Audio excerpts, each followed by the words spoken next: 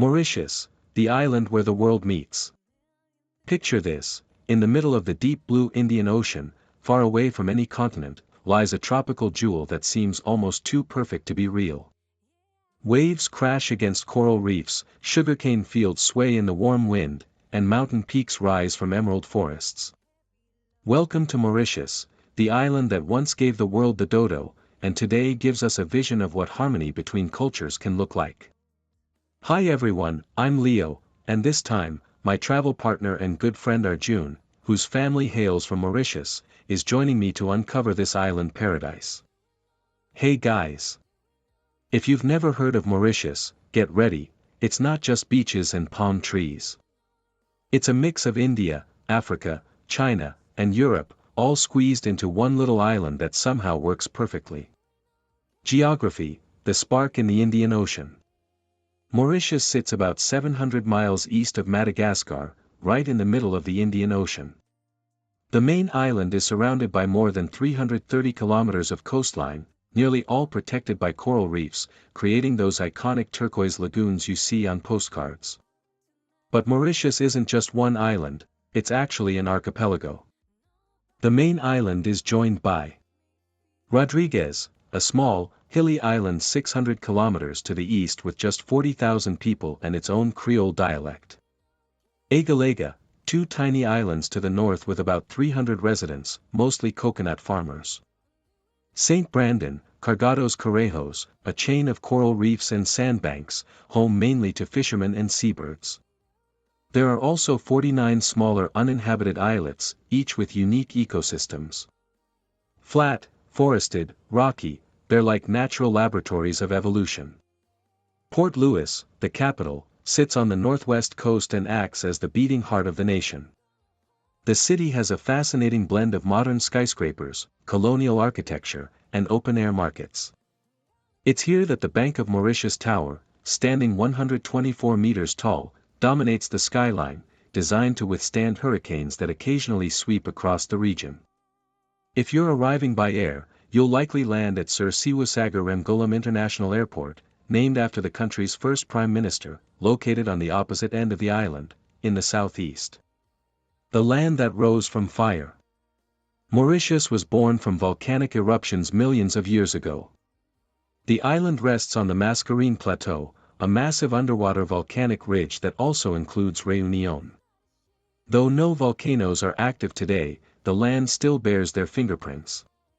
The island's rugged interior is full of crater lakes, lava formations, and mountain ranges. The Mocha Range and Black River Range are the most prominent, with Piton de la Petite Rivière Noire rising 828 meters, the country's highest point. The Grand River southeast carves its way through lush jungle before tumbling into the sea as a dramatic waterfall. Mare aux Vacoas, a vast freshwater reservoir, supplies most of the island's drinking water. One of the most iconic natural sites is Le Morne Brabant, a UNESCO World Heritage Site. This dramatic basalt mountain was once a refuge for escaped slaves. Legend says that when police arrived to tell them that slavery had been abolished, some jumped from the cliffs, thinking they were being recaptured. The site now stands as a powerful symbol of freedom and resilience. And then there's the Chamarral seven-colored earth, a surreal phenomenon where the sand naturally separates into bands of red, yellow, violet, and blue. Even after heavy rains, the colors never mix, a geological mystery that has baffled scientists for decades. Nature, paradise with a past. Mark Twain once said, "Mauritius was made first, and then heaven was copied after it." But heaven here came with heartbreak too. Before humans arrived, the island was home to countless unique creatures, none more famous than the dodo. This flightless bird, about 1 meter tall, lived peacefully for thousands of years without predators. But when the Dutch arrived in 1598, they brought rats, pigs, and monkeys, and within a century, the dodo was gone. Today, the dodo lives on as a symbol of both loss and resilience. Its image appears everywhere, on banknotes, t-shirts, souvenirs, even the national airline's logo. Mauritius is also a haven for endemic plants and animals. Out of roughly 700 species of flowering plants, more than 250 exist nowhere else. Conservationists have helped rescue several species from extinction, including the Mauritius kestrel and the pink pigeon, both brought back from the brink. The Black River Gorges National Park, covering 3.5% of the island, is a biodiversity hotspot with hiking trails, waterfalls, and wild guava forests. And if you love marine life, the island's coral reefs are home to hundreds of species of tropical fish, turtles, and dolphins, though rising sea temperatures threaten their future. Culture, a tapestry of humanity. Here's where Mauritius really stands out: its people. The population of around 1.3 million is a dazzling mix of Indian, African, Chinese, and European ancestry. Nobody is native to Mauritius. Every group came here through exploration, colonization, or migration. The Dutch were the first to colonize in the 16th century, naming the island after Prince Maurice of Nassau. The French took over in 1715, introducing sugar plantations and African slaves. The British arrived in 1810, abolished slavery in 1835, and brought thousands of Indian indentured laborers to work in the fields. Later, Chinese traders joined the mix, adding new layers of culture and cuisine. Today, Mauritius is like a living experiment in multicultural harmony. Almost everyone is multilingual. English and French are the official languages, but the heart of the nation beats in Mauritian Creole, a French-based language infused with African rhythm and Indian flair. A single conversation might switch between English, French, Creole, and Hindi, effortlessly. It's like music, Arjun says. Each language adds its own rhythm. We don't translate, we blend. Faith and festivals. Mauritius is one of only 3 countries in the world with a Hindu majority, the others being India and Nepal. Temples stand beside churches, mosques, and pagodas, often on the same street. The Ganga Taleo, a sacred crater lake high in the mountains, is the heart of Mauritian Hinduism. Every year during the Maha Shivaratri festival, tens of thousands of pilgrims walk for days, carrying ornate structures called kunwars, to offer prayers to Lord Shiva. Other major celebrations include Kavadi, a Tamil Hindu festival involving body piercings and devotion rituals. Eid al-Fitr, marking the end of Ramadan. Chinese New Year, celebrated with dragon dances and firecrackers. Christmas, a warm island affair filled with music, seafood feasts, and fireworks. No matter the religion, Mauritians celebrate everything together. The cuisine of 1,000 roots. Mauritian food is an explosion of flavors from every corner of the world. You'll find French sauces, Indian curries, Chinese noodles, and Creole spices sharing the same plate.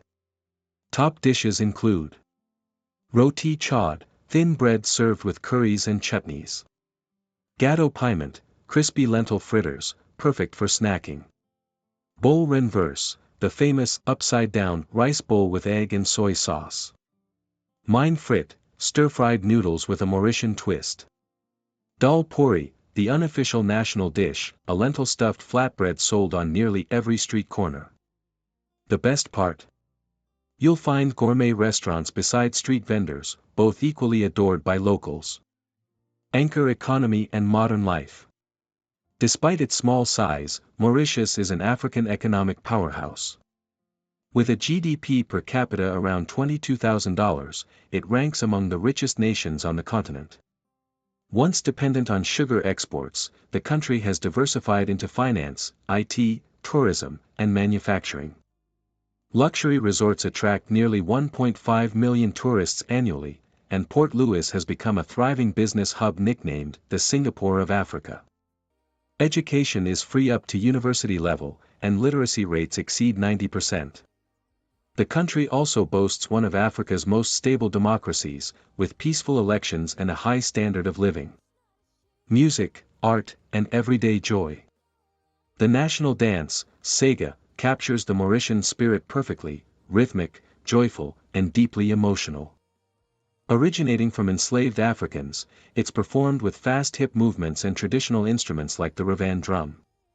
Modern Mauritian artists blend Sega with reggae, Indian percussion, and electronic beats, a genre known as Sege, popularized by musician Kaya, whose songs about unity remain national anthems of peace. You'll also find street art murals in Port Louis, poetry festivals, and beach concerts where generations sing and dance together until sunrise. Friends and foreign ties. Mauritius maintains warm relations with many countries, but its strongest bonds are with India, sharing deep cultural and historical roots. India provides financial aid, education programs, and defense cooperation. France, for cultural exchange and trade, though there's a friendly rivalry with nearby Réunion Island. China, as an investor and business ally. The African Union and Commonwealth, where Mauritius plays a key diplomatic role. It also continues to seek the return of the Chagos archipelago, which the UK still administers. The issue remains one of the island's most emotional topics in international politics. The spirit of Mauritius.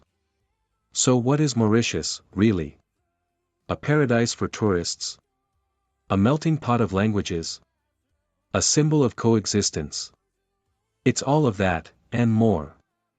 It's a story of how an island with no native people created one of the world's most peaceful, prosperous, and culturally rich societies.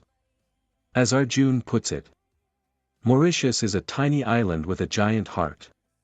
It's where Africa meets Asia, where French words dance to Indian rhythms, and where every sunset feels like a celebration. In the end, Mauritius isn't just a destination, it's a lesson. A living example that diversity isn't something to be managed, it's something to be celebrated.